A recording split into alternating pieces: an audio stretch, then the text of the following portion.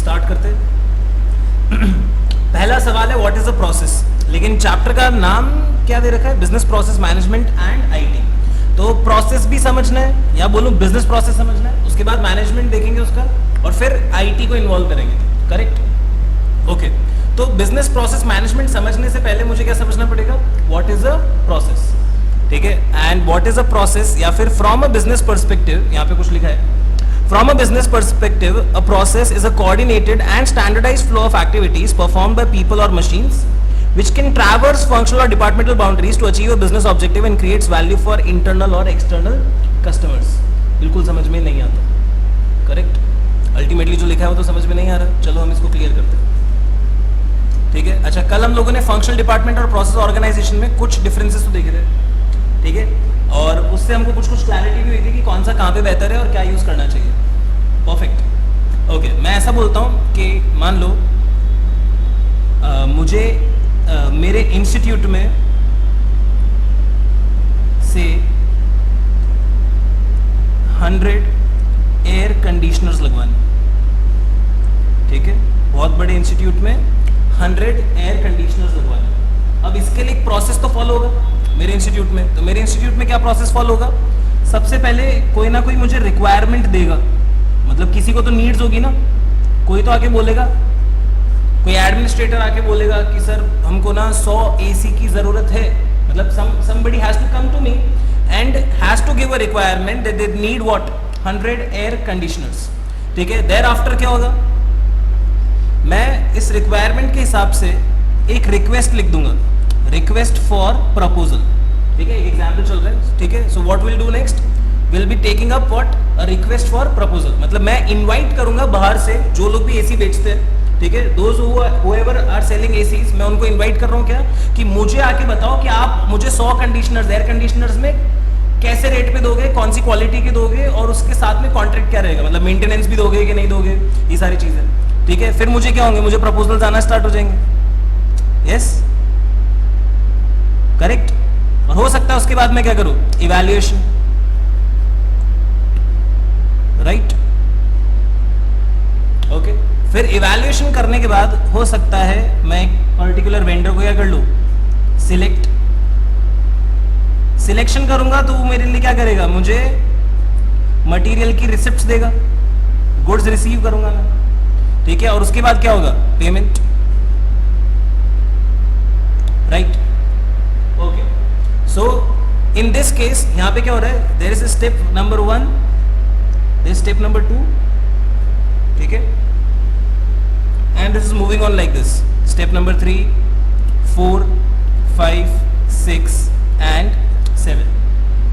अगर मैं बात करूं तो आपको ऐसा नहीं लगता कि अगर मुझे से 1 year आफ्टर, ठीक है, अगर मुझे 20 एसी और चाहिए हो, मान लो मेरा कैंटीन भी खोलने का मन हो जाए इंस्टीट्यूट के साथ में, तो मैं कैसे करने वाला हूं, मैं क्या करने वाला हूं, same process, that means process will be something coordinated and standardised. Standardised हो गया ना,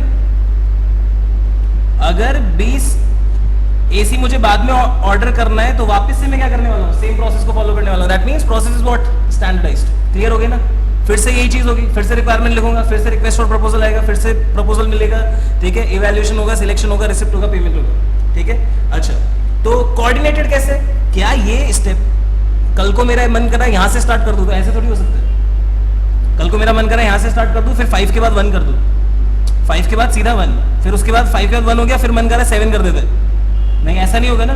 इसका मतलब कोऑर्डिनेशन रहेगा, इसमें इन स्टेप्स के बीच में क्या रहेगा, कोऑर्डिनेशन। तो इसका मतलब हम बोल सकते हैं process is a standardised and coordinated flow of activities. ये एक्टिविटीज चल रही है परफॉर्म बाय पीपल और machines. Half of the definition is clear, half of the definition is clear.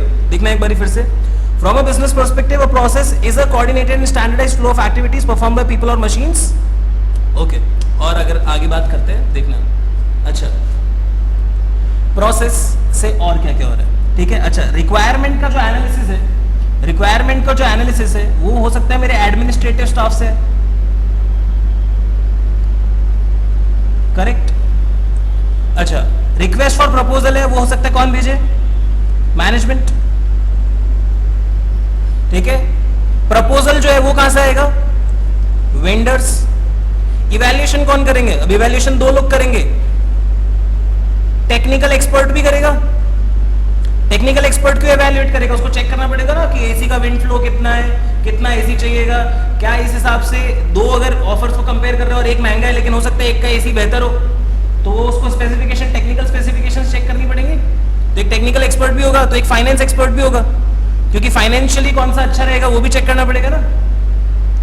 Yes, तो यहाँ पे फाइनेंस डिपार्टमेंट का इंसान भी बैठा है, टेक्निकल डिपार्टमेंट का भी इंसान बैठा है, यहाँ पे एडमिनिस्ट्रेटिव स्टाफ भी बैठा है, तो यहाँ पे मैनेजमेंट भी बैठा है। सिलेक्शन करते टाइम भी टेक्निकल और finance expert along with management involve होंगे। रिसिप्ट फिर फाइनेंस का काम, ठीक है, सॉरी रिसिप्ट किसका होगा? स्टोर्स वालों का, स्टोर्स मैनेजमेंट का, इन्वेंट्री मैनेजमेंट का काम। और पेमेंट का किसका काम रहेगा? अगेन फाइनेंस इसमें इन्वॉल्व रहेगा प्लस मैनेजमेंट रहेगा। इसका मतलब आपको नहीं लगता कि बहुत सारे लोग अलग अलग डिपार्टमेंट के एक साथ इकट्ठे होकर काम करते हैं? ठीक है, that means a process is what? Cross functional.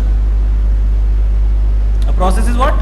Cross functional, क्योंकि एक फंक्शन पे लिमिटेड नहीं है ना। A process can not be limited to a single function, that means what? Process is cross functional. Cross functional clear हुआ आपको? मतलब इधर ये इसका फंक्शन अलग था, इसका फंक्शन अलग था, तो मिक्स हो गया ना, तो that means what? These are cross functional. Crossing कर रहे हैं ना, क्रॉस फंक्शनल प्रोसेस है। अच्छा, इसका मतलब क्रॉस फंक्शनल प्रोसेस जो होता है वो किसी डिपार्टमेंट की बाउंड्री में तो हो ही नहीं सकता। कोई डिपार्टमेंट की बाउंड्री में नहीं हो सकता ना। फाइनेंस डिपार्टमेंट के अंदर अंदर कैसे हो सकता है सारा काम? नहीं हो सकता। ठीक है, प्रोडक्शन डिपार्टमेंट के अंदर अंदर कैसे हो सकता है सारा काम? नहीं हो सकता। किसी मार्केटिंग या किसी मैनेजमेंट के डिपार्टमेंट के अंदर अंदर काम हो सकता है? नहीं। ठीक है, तो इसका मतलब ये क्या करेगा? प्रोसेस ट्रैवर्स कर जाएगा, क्रॉस कर जाएगा किनको? फंक्शनल या डिपार्टमेंटल बाउंड्रीज को। क्लियर हुआ? और आप ये भी समझते हैं कि ये जब पूरा प्रोसेस ढंग से पूरा होगा तभी क्या होगा? वैल्यू जनरेशन होगा। करेक्ट है? ठीक है, एक बार फिर से डेफिनेशन देखते हैं क्या लिखा है। From a business perspective, a process is a coordinated and standardized flow of activities performed by people or machines which can traverse functional or departmental boundaries to achieve a business objective and create value for internal or external customers. Clear है अभी definition? क्या लिखा है? From a business perspective, a process is a coordinated and standardized flow. दिख रहा है? Correct? Performed by people or machines which can traverse functional or departmental boundaries. मतलब departmental boundaries और functional boundaries से कोई लेना देना नहीं है. It can travel across them. मतलब ही नहीं है प्रोसेस को। ठीक है, प्रोसेस पहले इस डिपार्टमेंट में चक्कर लगा के आया, एडमिनिस्ट्रेटिव स्टाफ के डिपार्टमेंट में, फिर प्रोसेस बोला मेरे को मैनेजमेंट के पास जाना है, वो मैनेजमेंट के पास चला गया। It is travelling across various departments. ठीक है, फिर वो वेंडर्स के पास चला गया, फिर वो फाइनेंस डिपार्टमेंट में घुस के आ गया। ठीक है, फिर सिलेक्शन के टाइम किसी और डिपार्टमेंट में चला गया, रिसिप्ट के टाइम स्टोर्स डिपार्टमेंट में चला गया, तो पेमेंट के टाइम फिर से फाइनेंस डिपार्टमेंट में आ गया। कहीं पे भी जा सकता है। ठीक है, सो एक बार ट्रैवर्स का मतलब लिखना ट्रैवल अक्रॉस। ट्रैवर्स का मतलब लिखना travel across. Okay, so which can traverse functional or departmental boundaries to achieve a business objective and creates value for internal और external customers। क्या internal customers भी होते हैं? जी हाँ, internal customers कौन होते हैं? खुद मैनेजमेंट। ठीक है, किसी भी प्रोसेस का यूज कभी कभी मैनेजमेंट भी तो करता है, मैनेजमेंट के लिए भी तो प्रोसेस होते हैं, तो इंटरनल कस्टमर्स भी होते हैं। जी हाँ, क्या हमारे सप्लायर्स यानी हमारे जो आने वाले सप्लायर्स है या फिर हम जिनको आगे भेजने वाले, हम जिनको सप्लाई करेंगे और हो सकता है वो एंड कस्टमर्स को भेजे, तो वो हमारे लिए क्या इंटरनल कस्टमर ही तो है। करेक्ट? तो इंटरनल और एक्सटर्नल दोनों टाइप के कस्टमर्स के लिए वैल्यू जनरेशन का काम होता है। हैप्पी? ठीक है, उसके बाद what is a business process? इसको हम एक बार अवॉइड कर रहे हैं because it is not required. ठीक है, the ultimate definition for a business process is this. ठीक है, ऑल्दो एग्जाम में इतना टेस्टेबल नहीं है लेकिन आना सब कुछ चाहिए जो भी मॉड्यूल में दे रखा है। ठीक है, एक बार अकेले आगे बढ़ रहे हैं, वापस पीछे आऊंगा मैं जब जरूरत पड़ेगी। Okay, next concept is what? Functional versus process organisation. और अब देखना ये आपको एकदम क्लियर कट याद आता होगा, जैसे कल जो फंक्शनल प्रोसेस में डिफरेंस किया था। अच्छा, सबसे पहले आप लोग ये याद बताना मुझे कि सबसे पहले स्टार्ट कहाँ से किया था हम लोगों ने? फंक्शनल ऑर्गेनाइजेशन से, और धीरे धीरे हमको उसमें खामियां नजर आने लगी तो हम प्रोसेस पे शिफ्ट हुए। जब हम प्रोसेस को मैनेज करते गए तो एक दिन हमारा पाला किससे पड़ा? आईटी से। आईटी से जब पाला पड़ा तो हमने आईटी को क्या कर रखा था? साइड में बिठा रखा था और उसको इनकॉर्पोरेट नहीं कर रखा था। जब हमको लगा कि नहीं आईटी बहुत इंपॉर्टेंट है, तब हमने आईटी को क्या किया? इनकॉर्पोरेट कर लिया। ये स्टोरी है, ये स्टोरी से ही चैप्टर चलता है। ठीक है, अच्छा, फंक्शनल और प्रोसेस ऑर्गेनाइजेशन। तो अगर मैं बात करता हूं वर्क यूनिट की, तो फंक्शनल ऑर्गेनाइजेशन की वर्क यूनिट क्या है? डिपार्टमेंट। मतलब ये लोग डिपार्टमेंट्स में काम करते हैं, जबकि प्रोसेस ऑर्गेनाइजेशन कैसे काम करता है? टीम में काम करता है। की फिगर मतलब रिपोर्ट किसको करना है? कौन है सबसे इंपॉर्टेंट इंसान? ठीक है, जिसके बारे में चर्चा की जाएगी। तो उसने बोला फंक्शनल ऑर्गेनाइजेशन में कौन होता है, फंक्शनल एग्जीक्यूटिव, ठीक है, जबकि प्रोसेस ऑर्गेनाइजेशन में कौन होगा, प्रोसेस ओनर। मतलब इस प्रोसेस का, इस पूरे प्रोसेस का ओवरव्यू कोई एक इंसान लेगा और उसको क्या बोला जाएगा, प्रोसेस ओनर, और वो सबको रिपोर्ट करेगा, वो सबके ऊपर ध्यान रखेगा। क्लियर हुई ये बात? जरा 1 मिनट का मुझे ब्रेक देना।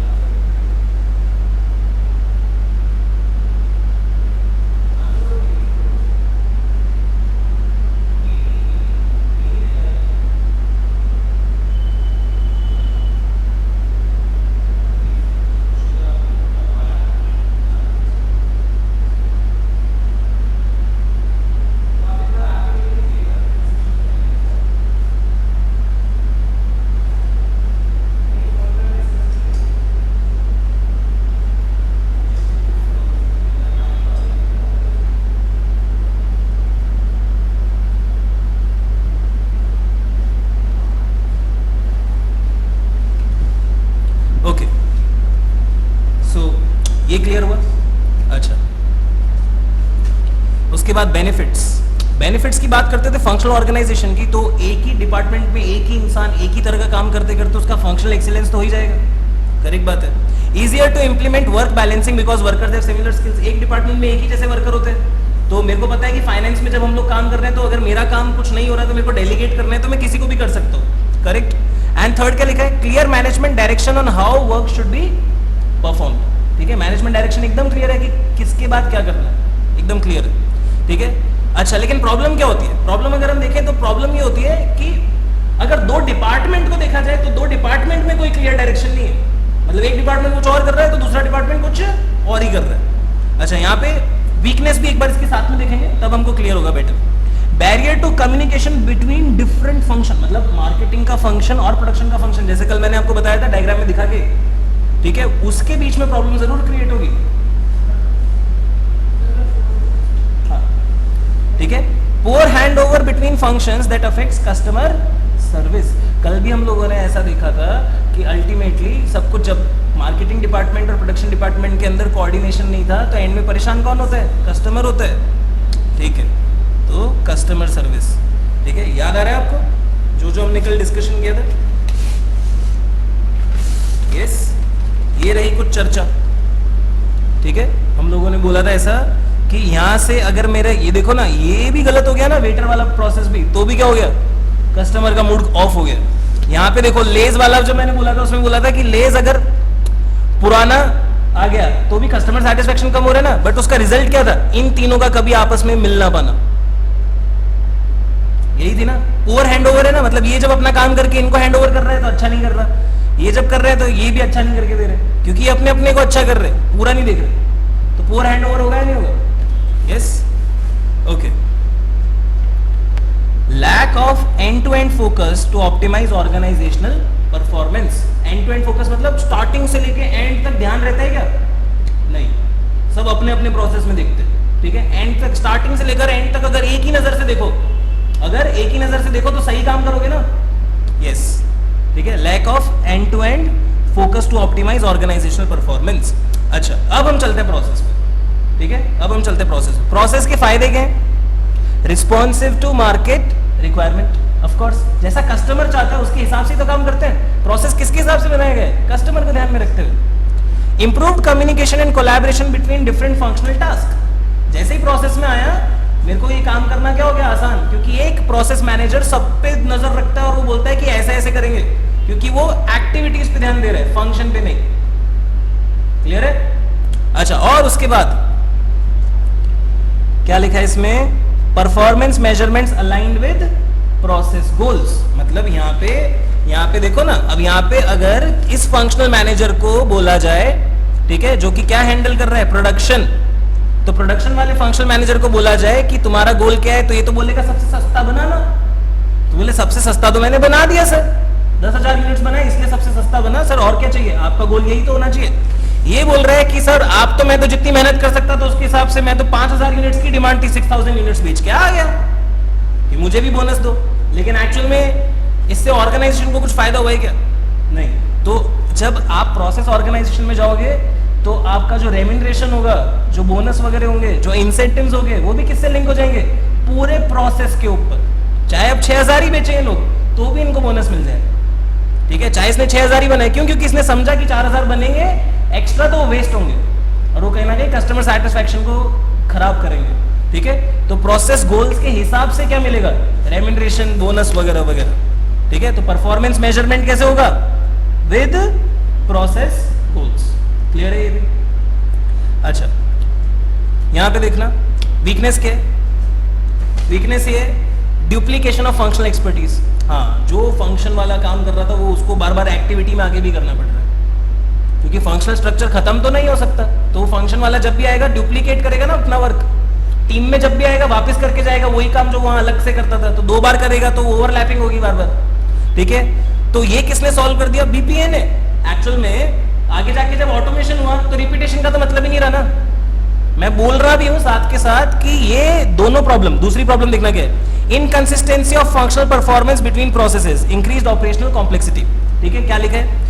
Inconsistency of functional performance between processes, मतलब दो प्रोसेस के बीच में मालूम नहीं चलता ना कि कौन से भी फंक्शनल डिपार्टमेंट वाला इंसान कब काम करे, ये इनकंसिस्टेंसी भी हो रही थी, ठीक है। और थर्ड चीज क्या बोला? Operational complexity. क्या कभी वहां काम कर रहे हैं अपने फंक्शन में, कभी आगे प्रोसेस में काम कर रहे हैं, टीम में बैठ के काम कर रहे हैं, तो उसको ऑपरेशनल कॉम्प्लेक्सिटी भी बढ़ रहा था। लेकिन ये सारा का सारा इशू कौन सॉल्व कर देता है? बीपीए। जैसे ऑटोमेशन होगा रिपीटेशन का मतलब ही नहीं है, कोई प्रॉब्लम ही नहीं है, करते रहो रिपीट, ठीक है। करेक्ट है। इसका मतलब यहाँ पे शिफ्ट हुए। क्यों शिफ्ट हुए? क्योंकि देखो ये जो डेफिशिएंसीज है ना, देखना ये जो वीकनेस है इनको ओवरकम किया जा सकता है क्या? फंक्शनल वाली वीकनेसेस को नहीं, लेकिन प्रोसेस वाली वीकनेसेस को ओवरकम किया जा सकता है, ठीक है। Ultimately BPA came out as a solution. कल जो मैंने समझाया था वो क्लास, पिछली क्लास देखना बहुत जरूरी रहेगा, पिछली क्लास का दिमाग में, ठीक है, स्ट्रक्चर सेट होना बहुत इंपॉर्टेंट रहेगा, तब आगे जाके ये समझ में आएगा सब कुछ। कल बेस देने का रीजन ये था, ठीक है। क्लियर है? स्ट्रैटेजिक वैल्यू क्या दे रहे हैं? Functional organisation supports cost leadership strategy. ये थोड़ा सा आप एक बार याद कर लेना हाल फिलहाल के लिए, क्योंकि आपको एसएम स्ट्रैटेजिक मैनेजमेंट होगा वैसे ही वहां पे एकदम समझ में आ जाएगा कॉस्ट लीडरशिप क्या होता है और डिफरेंशिएशन क्या होता है, ठीक है। तो वो दोनों बातें मैं आपको क्लियर कर दूंगा। अच्छा, how to remember this answer now, ठीक है। तो आप एक छोटा सा कोड लिख सकते हैं यहाँ पे, और कोड रहेगा ये: bright students know to work on weaknesses. Bright students know to work on weaknesses. Sir इससे याद कैसे होगा? ऐसे याद होगा कि हमें अगर ये बेसिस याद आ जाए तो हम फंक्शनल और प्रोसेस में डिफरेंशिएट तो कर ही सकते हैं, ठीक है। तो बेसिस देखो ना, bright benefits, students strategic value, ठीक है। Know key figure, work unit, और वीकनेसेस। क्लियर है? Bright students know to work on weaknesses. तो ब्राइट से क्या? बेनिफिट्स, ठीक है, बेनिफिट्स, ठीक है। स्टूडेंट्स स्ट्रैटेजिक वैल्यू में अगर मैं बात करूं तो फंक्शनल ऑर्गेनाइजेशन क्या करता है? कॉस्ट लीडरशिप की स्ट्रैटेजी प्रमोट करता है। क्यों? क्योंकि सब काम उसमें सस्ता हो रहा है, ठीक है। जबकि प्रोसेस ऑर्गेनाइजेशन क्या करता है? डिफरेंशिएशन की, मतलब वो एक क्रिएट करता है कि हमारा प्रोडक्ट आपसे बेहतर है, ऐसा बताने की कोशिश करता है, ठीक है। Differentiation strategy second. उसके बाद की फिगर, तो की फिगर कौन है? एक में फंक्शनल एग्जीक्यूटिव है, मतलब know to work on weakness, तो नो में की फिगर में एक में फंक्शनल एग्जीक्यूटिव, एक में प्रोसेस ओनर, ठीक है।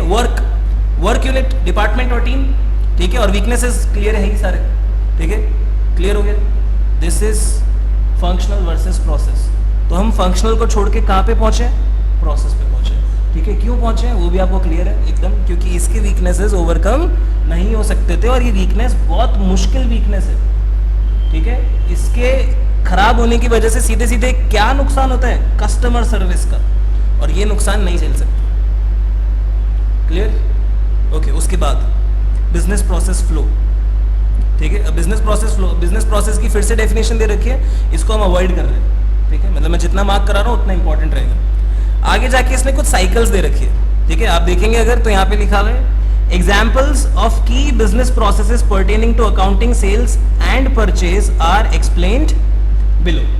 इन्होंने बोला कि चलो ऐसा करते हैं ना, हम बिजनेस के इंपॉर्टेंट चीजें क्या क्या है, तो उसने बोला सर अकाउंटिंग इंपॉर्टेंट पार्ट है बिजनेस में, किसी भी बिजनेस का एक इंपॉर्टेंट प्रोसेस। और खैर सबसे पहले चार्टर्ड अकाउंटेंट को समझना भी क्या चाहिए, अकाउंटिंग साइकिल, ठीक है। तो उसने बोला कि क्या अकाउंटिंग साइकिल का भी प्रोसेस में लेके आ सकते हैं क्या अकाउंटिंग साइकिल को, तो हमें लगा हाँ लेके आ सकते हैं, लेट्स सी, ठीक है। फिर बोला सेल्स, किसी भी ऑर्गेनाइजेशन में सेल होता है, तो उसने कहा कि सेल्स साइकिल देखो एक बार कि सेल्स में क्या क्या रिपीटेशन स्टेप्स लग सकते हैं। अगर रिपीटेशन स्टेप्स लग सकते हैं तो इसका मतलब प्रोसेस बन सकता है, प्रोसेस बन सकता है तो इसका मतलब मैनेजमेंट हो सकता है, और प्रोसेस मैनेजमेंट हो सकता है तो इसका मतलब ऑटोमेशन भी हो सकता है। और ऑटोमेशन जिस दिन हो गया उस दिन आफत खत्म, ठीक है। अच्छा, फिर उसने बोला परचेज का भी कुछ साइकिल है क्या, तो हमने कहा हाँ होना चाहिए, और फाइनेंस, ठीक है। तो चार बातें लिखी है इसमें खास। सबसे पहले अकाउंटिंग साइकिल को देखते हैं, ठीक है, क्या लिखा है इसमें। अकाउंटिंग और book keeping cycle covers the business processes involved in recording and processing accounting events of a company. It begins when a transaction or financial event occurs and ends with its inclusion in the financial statements. ठीक है। अब आप देखो सबसे पहले बहुत simple है cycle को याद रखना, ठीक है। वैसे तो एग्जाम में मैं एक्सपेक्ट नहीं करता कि ये क्वेश्चन आए, ठीक है, लेकिन फिर भी हम लोग प्रिपेयर पूरा करेंगे। ओके, तो पहला चीज क्या लिखा है इसमें, सोर्स डॉक्यूमेंट। सबसे पहले तो आपके पास वाउचर या ऐसा कोई सोर्स डॉक्यूमेंट होता है ना जिसके बेस पे आप स्टार्ट करते हो, उस सोर्स डॉक्यूमेंट से क्या क्रिएट करते हो, जर्नल। और जर्नल के बाद क्या बनने वाला है, लेजर। लेजर के बाद क्या, ट्रायल बैलेंस। ट्रायल बैलेंस के बाद एडजस्टमेंट्स। एडजस्टमेंट्स के बाद क्या होगा, adjusted trial balance, closing entries, ठीक है। और क्या बन गया, फाइनेंशियल स्टेटमेंट। तो इसके अंदर कोई कोड या लॉजिक लगाने की जरूरत नहीं है। अच्छा, फर्स्ट ऑफ ऑल ये भी ध्यान रखना है कि जहां पे मैंने कोड दिया है जैसे कि यहाँ पे, तो यहाँ पे इसका ऑर्डर और सीक्वेंस कुछ भी हो सकता था, इसलिए कोड पॉसिबल था कैसा भी अरेंज करके ऊपर नीचे, ठीक है। लेकिन यहाँ पे अगर मैं कल को देता भी कोड तो इसका सीक्वेंस चेंज नहीं किया जा सकता, क्योंकि स्टेप्स है, in steps in a process are what, ठीक है, कोऑर्डिनेटेड एंड स्टैंडर्डाइज्ड। ये तो प्रोसेस है, इसका सीक्वेंस और स्टेप्स चेंज कर सकता हूँ क्या, नहीं। तो मैं ऐसा कोड भी नहीं दे सकता जिसकी वजह से इसका स्टेप्स ही चेंज हो जाए। सही बोल रहा हूँ ना, ओके, करेक्ट। क्या हम आगे बढ़ सकते हैं, सिंपल है, इसको तो पढ़ सकते हैं सेल्फ लर्निंग मोड पे। Okay, sales. सेल्स के और भी नाम है, और वो और भी जो नाम है वो याद रहने भी जरूरी है, ऑर्डर टू कैश या O2C या सेल्स प्रोसेस, ठीक है। तो किसी भी नाम से एग्जाम में मिल सकता है। अब यहाँ पे जाके कुछ चीजें ऐसी हैं जो मिल सकती है, ठीक है। ओके, ऑर्डर टू कैश, ठीक है। ऑर्डर टू कैश का मतलब क्या है, covers all the business processes relating to fulfilling customer request for goods or services। मतलब ऑर्डर टू कैश मतलब जब कस्टमर ने ऑर्डर दिया उससे लेकर के जब उस कस्टमर से कैश आया वहां तक, मतलब ऑर्डर दिया तो हमने गुड्स दिया होगा, गुड्स के बदले में फिर उसने क्या दिया होगा, कैश दिया होगा, तो वो उतना बड़ा प्रोसेस पूरा एक साथ देखने के लिए बोल रहा है, ठीक है। Okay, it involves transactional flow of data from the initial point of documenting a customer order to the final point of collecting the cash. देखना, the typical life cycles of a sales transactions which may include the following transactions are depicted in figure given here। पहला क्या दे रखा है, customer order. सबसे पहले क्या होता है, कस्टमर ऑर्डर आता है, फिर वो कस्टमर ऑर्डर को क्या करते हो, रिकॉर्ड, ठीक है, करेक्ट। एक बार देखते हैं कस्टमर ऑर्डर में क्या लिखा है। अ purchase order is received from a customer specifying the type, quantity and agreed prices for products. Recording में क्या होगा, availability of the items is checked and customer order is booked. जैसे कि मान लो आप समझो हम थोड़ा सा ना बड़ा सोचते, ठीक है, हम देखते हैं ऐसा, मान लो एक कस्टमर है, ठीक है, मैं ऑनलाइन प्रोसेस पे ही बात कर देता हूँ, ठीक है, और वो अमेजॉन की वेबसाइट चला के बैठा है, ठीक है, और उसने कुछ सर्च किया, तो जैसे ही सर्च किया गुड्स तो एक लिस्ट ऑफ आइटम्स आ जाएगी, ठीक है, और लिस्ट ऑफ आइटम्स के बाद जैसे ही वो अपना विश लिस्ट देखेगा तो उसको आइटम्स की क्वांटिटी भी नजर आएगी ना कि इतने ही बचे हैं, अभी नहीं मिलेगा, ठीक है। तो आउट ऑफ ऑर्डर है या नहीं है, यार डिलीवरी वहां पे करते हैं या नहीं करते वो चेक करना पड़ेगा ना। तो रिकॉर्डिंग में ये चेक करता है अमेजॉन, ठीक है, रिकॉर्डिंग में क्या होता है, अमेजॉन चेक करता है कि ये है या नहीं है। अच्छा, आप किसी अब नॉर्मल दुकान पे चलते हैं, ठीक है, अमेजॉन का मैंने बताया आपको। अब किसी नॉर्मल दुकान में जब आप जाते हो तो आप क्या बोलते हो, अंकल, ठीक है, कुछ पर्टिकुलर सामान आपने बोला तो वो अंकल चेक करवाते ना कि देख के लाना भाई है या नहीं है, ठीक है, अपने असिस्टेंट को बोलते देखना अपने पास है या नहीं है, तो बोलते है, तो है अगर तो उसके बाद आगे की चर्चा होती है, राइट। ओके, तो कस्टमर ऑर्डर के बाद रिकॉर्डिंग। रिकॉर्डिंग में क्या चेक कर रहे हो आप, अवेलेबिलिटी, पिक रिलीज, ठीक है, pick release. Okay, pick release का मतलब क्या होता है वो देखना, ठीक है। एक्चुअल में यहां पे जो बात कर रहे हैं हम, देखो एक तो कैसा हुआ प्रोसेस जहां पे कस्टमर आया, शॉप पे बोला, ठीक है, शॉप पे रिक्वेस्ट दिया, क्या रिक्वेस्ट दिया, ठीक है, ऑर्डर दिया, मतलब अपना जैसे ही ऑर्डर रिक्वेस्ट दिया, इसने चेक करा, इसको मिल गया, इसने दे दिया, दैट्स इट। उसके बाद इसने हाथों हाथ पेमेंट कर दिया। एक तो ये होता है, ठीक है। यहाँ पे जब हम प्रोसेस की बात कर रहे हैं तो हम बहुत बड़े बिजनेस को लेते हुए कर रहे हैं, ठीक है। और जनरली बिजनेसेस में ऐसा नहीं होता। बिजनेसेस में कस्टमर ऑर्डर होता है, सप्लायर क्या चेक करता है, अवेलेबिलिटी। अवेलेबिलिटी चेक करने के बाद वो क्या करता है, वो बोलता है आपको लेना है या नहीं लेना, आप बोलते हो हाँ, तो वो क्या करता है, वेयर हाउस से लेकर के आता है, ठीक है, और उसको पैक कराने को चढ़ाता है किसी लोडिंग वाले को, ठीक है। वेयर हाउस से उस एरिया में लेके आता है जहां से वो ट्रांसपोर्ट कर सकता है। फिर क्या करता है, वो शिपिंग कर देता है उसका, और इनवॉइस शिपिंग के साथ हमारे पास आता है। वो इनवॉइस पे हम क्या करते हैं, ठीक है, इनवॉइस पे साइन वगैरह करते हैं और सामने वाले को पैसा देते हैं, और फिर हम बैलेंस मिलाते हैं कि क्या सिचुएशन है अभी मेरे साथ में और सप्लायर के साथ में। यही होता होगा ना, हम बड़े बिजनेस की बात कर रहे हैं। यहाँ पे क्या हो रहा था, यहाँ पे कुछ प्रोसेस हट गए थे।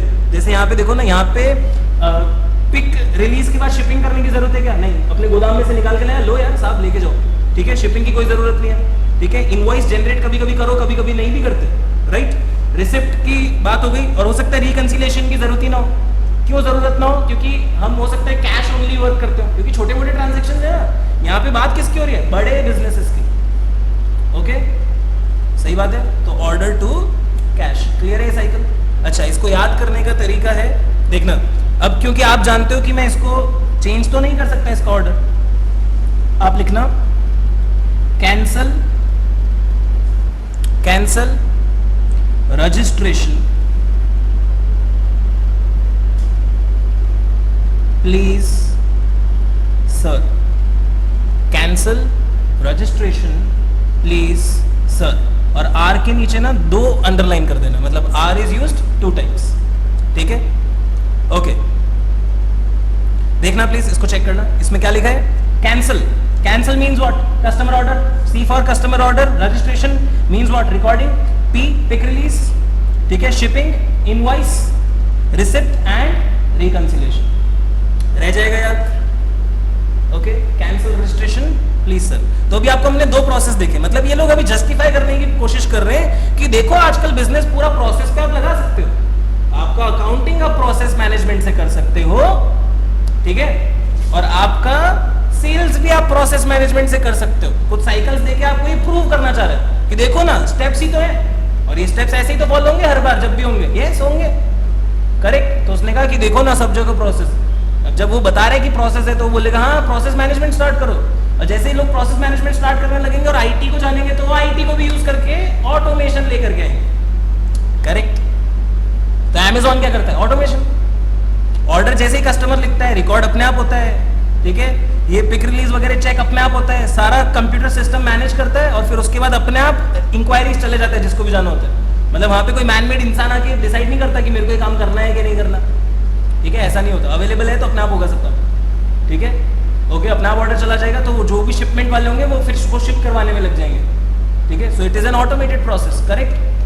हर जगह पे ऑटोमेशन नहीं होगा, क्यों, क्योंकि ऑटोमेशन हर जगह पे लगाना भी नहीं चाहिए। कल भी हम लोगों ने डिस्कशन किया था कि कोर प्रोसेस को ऑटोमेट करना चाहिए, सबको नहीं करना चाहिए। तो हो सकता है इसमें कुछ कोर हिस्से हो जिसको हम ऑटोमेट करें हमारी नीड्स के अकॉर्डिंग, और बाकी को हम रहने दें, ठीक है। जैसे मुझे लगता है कस्टमर ऑर्डर का जो रिकॉर्डिंग है और पिक रिलीज है ये ऑटोमेटेड हो तो बहुत अच्छा है, ठीक है। मतलब जैसे ही पिक रिलीज के लिए कंफर्मेशन आ जाए कि हाँ हमने निकाल दिया आपका गुड्स, तो पक्का श्योरिटी हो जाएगी ना। उसके बाद इसका स्टॉक कैलकुलेशन भी तो होना जरूरी है कि एक गुड्स कम भी हो गए, ठीक है। जैसे फॉर एग्जांपल अगर आप बिग बाजार में जाते हैं और बिग बाजार में मान लो आप एक पर्टिकुलर कमोडिटी लेते हो, जैसे कि मेरे पास ये बॉटल है मिनरल वाटर की, ठीक है, तो आपने package drinking water royal challenge का मान लो बिग बाजार से ले लिया, ठीक है। जैसे ही आप एक बॉटल उठाएंगे तो उसके पास स्टॉक की रिकॉर्डिंग है ऑलरेडी, ठीक है, उसके सॉफ्टवेयर के अंदर, और जैसे ही आपकी एक बॉटल की वो बिलिंग कर देगा, इसका मतलब क्या, उसके स्टॉक में से माइनस हो जाएगा। अब जैसे ही माइनस हो जाएगा तो उससे क्या होगा, आपको मालूम है ना, आप लोगों ने पढ़े होंगे concepts of reorder level, inventory वाला भी। तो रीऑर्डर लेवल अगर मान लो टच हो गया तो ऑटोमेटिक क्या होगा, सप्लायर को ईमेल चली जाएगी अपने आप ही सिस्टम जनरेटेड कि इतना बॉटल भेज दो, वो सप्लायर उसको पढ़ के भेज देगा, तो ऑटोमेट हो गया ना प्रोसेस। अब यहाँ पे किसी इंसान को चेक करने की जरूरत है क्या कि देखना अपने पास कितनी बॉटल है, अरे बॉटल पता है कितनी है, लेकिन नॉर्मल दुकान में कोई इंसान आता है तो वो बोलता है ना, मास्टर जी बोलते हैं ना अपने सर्वेंट को, कह रहे बेटा देखना वहां पे यार कितना कितना बॉटल रखा हुआ है, करेक्ट। अगर यही मैं किसी नॉर्मल दुकान से लेता, यही बॉटल मान लो किसी नॉर्मल दुकान से लेता, बिग बाजार से ना लेता, तो क्या होता, वो चेक करता, ठीक है, अपना फ्रिज खोल के देखता कि क्या पता हमारे पास है या नहीं है, या कितने बचे हैं, उसके हिसाब से वो सोचता है कि ऑर्डर कितना देना है। तो अभी ह्यूमन इन्वॉल्वमेंट क्या कर रहे हैं हम, खत्म। लेकिन ये कब होगा, सबसे पहले हम फंक्शन से किस पे शिफ्ट हो रहे हैं, प्रोसेस, और हम रियलाइज कर रहे हैं कि हाँ सारी चीजें प्रोसेस पे चलाई जा सकती हैं। मेजर बिजनेस की प्रोसेस, मेजर बिजनेस की एक्टिविटीज किस पे क्लासिफाई कर सकते हो, प्रोसेस पे, फिर उसको मैनेज करेंगे, फिर उसको ऑटोमेशन की बात करेंगे, करेक्ट, ओके। और ऑटोमेशन लाने वाला सबसे इंपॉर्टेंट एस्पेक्ट क्या होता है, सॉफ्टवेयर। ऑटोमेशन लाने के लिए सबसे इंपॉर्टेंट एस्पेक्ट क्या है, सॉफ्टवेयर, ठीक है। सॉफ्टवेयर है, वहां पे ऑटोमेटिक बहुत सारी चीजें हो सकती है, ठीक है, क्लियर हो गया। ओके, परचेज, परचेज में मतलब क्या है, प्रोक्योर टू पे, ठीक है। प्रोक्योर टू पे मतलब मटेरियल आना और मेरा पेमेंट देना, वहां तक की साइकिल, ओके। परचेज टू पे, P2P, इसको और भी नाम से जाना जाता है, परचेज टू पे भी बोलते हैं और P2P भी बोलते हैं। एग्जाम में कोई भी साइकिल समझाने को आ सकता है, आई डोंट नो, ठीक है। अच्छा, so P2P cycle covers all the business processes relating to obtaining raw materials, raw material लेके आना हमारे प्रोडक्शन के लिए, for production of a product और for providing a service. It involves the transactional flow of data from the point, ये form की जगह करना क्या, from the point of placing an order with a vendor to the point of payment to the vendor, okay, ठीक है। सामने वाले का ऑर्डर प्लेस करना और उससे उस ऑर्डर का पेमेंट कर देना, तब तक का सारा काम। मतलब हम लोग अब क्या कर रहे हैं, हम लोग ऑर्डर दे रहे हैं और सामने वाला क्या देगा, गुड्स देगा। पहले हम सेल कर रहे थे तो हमको कोई ऑर्डर दे रहा था और हम बाकी की चीजों को देख रहे थे, ठीक है, तो अब उल्टा चल रहा है। अच्छा, यहाँ पे क्या होगा, जैसे मैंने स्टार्ट किया था रिक्वेस्ट फॉर प्रपोजल वगैरह, रिक्वायरमेंट, तो यहाँ पे क्या रहा है, परचेज रिक्विजिशन, परचेज रिक्विजिशन। सबसे पहले क्या होगा, रिक्विजिशन जनरेट होगी ना, कोई बोलेगा कि सर हमको गुड्स चाहिए, हमको क्या पता हमको चाहिए नहीं चाहिए, मेरे को कोई आके तो बोलेगा। तो document is prepared requesting the purchase department to place an order with the vendor specifying the quantity and time frame. अगर आपको याद हो तो ऐसा परचेज रिक्विजिशन आपने कॉस्टिंग में भी पढ़ा है, जिसको आप बोलते थे ना MRN, मटेरियल रिक्विजिशन नोट। और जब गुड्स बाहर से आता था तो हम क्या बोलते थे, GRN, गुड्स रिसिप्ट नोट, ठीक है। तो ये मटेरियल रिक्विजिशन जनरेट होता था ना कि चलो परचेज करना है, तो MRN नंबर लिखते थे कि इस नंबर से हमको पता चला था, इस नंबर की पर्ची में आया था कि ऑर्डर हमें करना पड़ेगा। तो ऐसा रिक्वेस्ट आएगा ना कि अरे अपने को परचेज चाहिए, तो कोई ना कोई डिपार्टमेंट, मेरा परचेज डिपार्टमेंट क्या करेगा, ठीक है, परचेज डिपार्टमेंट परचेज के लिए बोलेगा, लेकिन परचेज डिपार्टमेंट को भी तो कोई बोलेगा। तो मेरे ऑर्गेनाइजेशन के अंदर से क्या होगा, कोई इंसान मेरे को बताएगा क्या, परचेज डिपार्टमेंट को जाके बताएगा कि हमको कुछ चाहिए, तो परचेज डिपार्टमेंट क्या करेगा, आगे ढूंढेगा वेंडर को, ठीक है, और क्वांटिटी भी बताएगा और टाइम फ्रेम भी बताएगा, मतलब कितना चाहिए और कब तक चाहिए, correct. Then what will happen, request for quote, मतलब हम वेंडर्स को बोलेंगे कि आप आके हमको कोटेशन दो। वेंडर्स को हम क्या बोलेंगे, आप आओ और हमको कोटेशन दो कि आप कितने में बेचना चाहते हो, करेक्ट। ऐसा ही होता होगा ना प्रोसेस बड़ी बड़ी कंपनीज में, यस। देन उसके बाद क्या होगा, कोटेशन आएगा, vendors will give what, quotation. The vendors provide cost quotations for the supply of products. Purchase order, I will select the vendor and I will give what, a purchase order, ठीक है। Then I will receive the goods and then I will make the payment. Again ये वाला system बहुत simple है, इसलिए यहाँ पे code की जरूरत नहीं है। देखो सबसे पहले क्या होगा, कोई ना कोई बोलेगा मेरे को कि सर परचेज करना है, तो मैं क्या करने वाला हूँ, परचेज करने की सोचूंगा, ठीक है, that is what purchase requisition, तो ये रिक्विजिशन आएगा, ठीक है। फिर उसके बाद क्या होगा, मैं कोटेशन मांगूंगा, तो रिक्वेस्ट फॉर कोटेशन, फिर मेरे को क्या आएगा, कोटेशन आएगा, तो मैं क्या करूंगा, सिलेक्ट करके ऑर्डर प्लेस कर दूंगा, तो गुड्स आएगा, और गुड्स आते ही मैं क्या करूंगा, पेमेंट दे दूंगा। क्लियर है, ओके। अच्छा, एक और लास्ट साइकिल है, वो कौन सा है, फाइनेंस, ठीक है। अभी फाइनेंस के साइकिल में अब देखना, लिखना ऐसा, लर्न ओनली डायग्राम, ठीक है, मतलब इसका प्रोसेस ढंग से बुक में एक्सप्लेन्ड नहीं है, और आपको डायग्राम जैसे ही लर्न हो जाएगा उसके बाद आपको इसके बारे में लिखना भी आ जाएगा, ठीक है। तो हम डायग्राम के बारे में, कोई भी फाइनेंस की साइकिल के बारे में समझते हैं। सबसे पहले क्या होता होगा फाइनेंस के अंदर, सबसे पहले सर प्लान बनता होगा, पैसे लगाने के लिए प्लान तो पहले बनना चाहिए ना, ठीक है। अगर मैं आज आपको बोलूं कि बेटा आज जो आपने क्लास में आंसर्स दिए ना और क्या जोरदार समझो, तो इसके लिए मैं 2000 रुपए आपको देता हूं अभी के अभी, ठीक है। दिल पे मत लेना, मैंने ऐसा बोला, ठीक है। अब जैसे ही मैंने आपको 2000 रुपए का नोट दिया, आप कुछ ना कुछ सोचोगे कि यार इससे मुझे क्या करना है, and you will start allocating the resources, correct, कि यार ये 2000 में से ना ऐसा है 500 का तो मुझे ना एक ये चीज़ तो चाहिए ही थी यार, एक डिओड्रेंट देखा था कहीं, वो तो चाहिए। उसके बाद सोचा 1500 रुपया क्या करेंगे, तो वो बोल रहे कि मुझे यार और भी कुछ वो मोबाइल में कुछ रिचार्ज कराना था, ठीक है। फिर देखा अच्छा और इतने पैसे बच रहे, तो उसके हिसाब से क्या होगा चेक करेंगे, ठीक है। जब रिसोर्स आपने प्लान कर लिया कहाँ करना है, तो उसको एक्चुअल में ऑपरेट करोगे और साथ के साथ चेक भी करोगे कि जैसा प्लान किया था वैसा चल रहा है या नहीं चल रहा, और फिर इवैल्यूएट करोगे कि यार था ये, सोचा ये था, हुआ ये, और अब उसके बाद फ्यूचर में रिपोर्ट भी तो करोगे, रिपोर्टिंग दोगे और उसके बाद सोचोगे कि अगली बार फ्यूचर में क्या करना है, फिर अगला प्लान उस रिपोर्ट के हिसाब से बनेगा, जो अभी डिफरेंस आया उसके हिसाब से। ऐसा ही किसी ऑर्गेनाइजेशन में होता है। यस, आप लोग मनी काम कर लेते हो बिना लिखे, बस इतना ही फर्क है। और ऑर्गेनाइजेशन में सारी चीजें क्या होती है, डॉक्यूमेंटेड, वेल डॉक्यूमेंटेड, सही तरीके से प्रेजेंट की जाती है, दैट्स इट, ठीक है। तो ऐसा भी आपको, इसका मतलब फाइनेंस में भी सर कोई प्रोसेस है, जी हाँ है।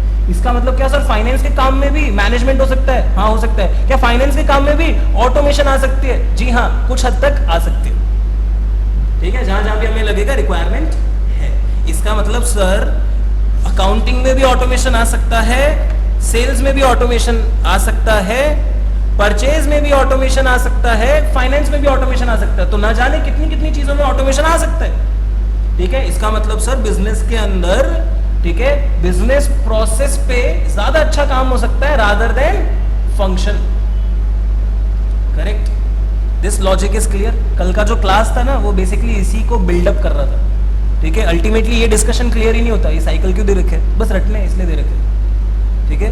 तो कल का जो क्लास है वो देखना बहुत जरूरी है, वो समझना बहुत जरूरी है, उसका दिमाग में रहना बहुत जरूरी है before you come up with this, ठीक है। तो क्लियर है ये? अच्छा, अभी कॉन्सेप्ट एकदम क्लियर है। अच्छा, नेक्स्ट जो टॉपिक है क्लासिफिकेशन ऑफ बिजनेस प्रोसेस, मैं एक बार इसको जंप करूंगा, ठीक है।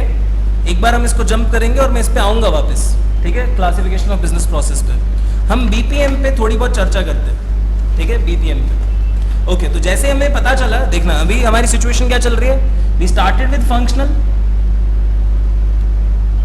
ठीक है, एंड वी रियलाइज व्हाट, ठीक है, प्रोसेस इज बेटर। एंड जब प्रोसेस को बेटरमेंट कर दिए और जब जज कर चुके हो कि हर चीज में प्रोसेस इन्वॉल्व भी है, we also realized that all the major functions, ठीक है, वेदर इट इज अकाउंटिंग,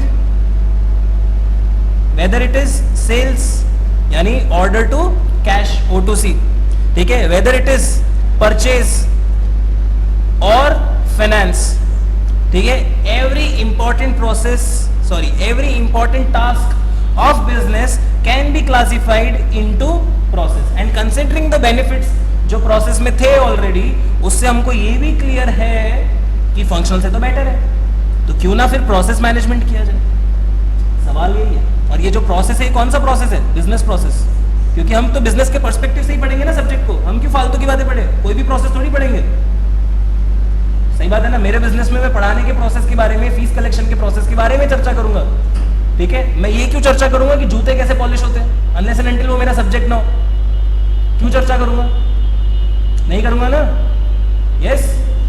मैं ये क्यों चर्चा करूंगा कि शेर शिकार कैसे करता है, मेरा क्या लेना देना उससे, कोई लेना देना नहीं है, ठीक है। तो अगेन मेरे बिजनेस रिलेटेड में बात करूंगा, तो ऑफ कोर्स यहाँ पे क्या है, बिजनेस प्रोसेस की बात हो रही है, ठीक है। तो ऑटोमेटिकली मैनेजमेंट का नाम भी क्या हो जाएगा, बिजनेस प्रोसेस मैनेजमेंट, अरे हाँ है ना, yes. So the next topic that we'll be discussing is what, business process management। अच्छा, हम लोग बहुत सारे प्रोसेस देखते हैं, क्या सर सारे प्रोसेस मैनेज करने चाहिए, नो, ठीक है। मतलब सारे प्रोसेस में से सारे प्रोसेस मैनेज भी नहीं करते, और जितने मैनेज करें उनमें से भी सारे ऑटोमेट नहीं करते। मतलब मैं ऐसा बोल सकता हूं कि अगर मेरे ऑर्गेनाइजेशन में बहुत सारे प्रोसेसेस हैं तो मैं बीपीएम सब पे नहीं लगाने वाला, मैं बीपीएम कुछ कम प्रोसेसेस पे ही लगाऊंगा, और उससे भी कम पे मैं क्या लगाऊंगा, बीपीए।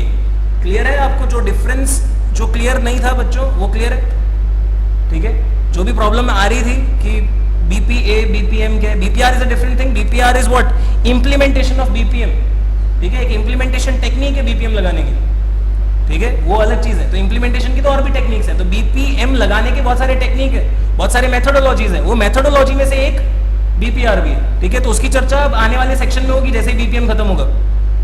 आपको ये कॉन्सेप्ट क्लियर हुआ, ठीक है कि प्रोसेस थे, हाँ प्रोसेस पे हम गए, पर उससे भी पहले क्या था, फंक्शन। तो फंक्शन से जैसे ही हम शिफ्ट हुए तो हम कहाँ शिफ्ट हो गए अब, प्रोसेस पे। और प्रोसेस में हम लोगों ने देखा कि अच्छा प्रोसेस ऐसा, फिर हम लोगों ने देखा बीपीएम लग सकता है, okay, then we will talk about BPA. This is where the chapter is sequencing and leading us to, ठीक है, ये है चैप्टर का पर्टिकुलर सीक्वेंस।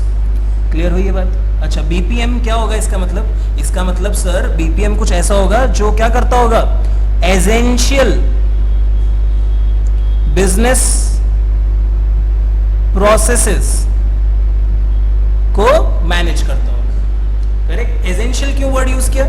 क्योंकि हम सारे प्रोसेस के ऊपर ध्यान नहीं देंगे, हम वो प्रोसेस पे जहां पे हमको वाकई में लगता है कि इनको मैनेज करना चाहिए। See, there are certain processes या फिर there are certain steps which can not be managed, which will happen and we can not have a control over it, तो वो हमारे लिए एसेंशियल नहीं रहेगा फिर, ठीक है, क्योंकि हम उसमें कुछ कर नहीं सकते चाहते हुए भी, ठीक है। So we will be talking about only what, essential business processes. Okay, that's it for the day, ठीक है। आई होप जो भी 6, 7, 8 पेज हम लोगों ने जो डिस्कस किए वो क्लियर है और कॉन्सेप्ट क्लियरिटी है।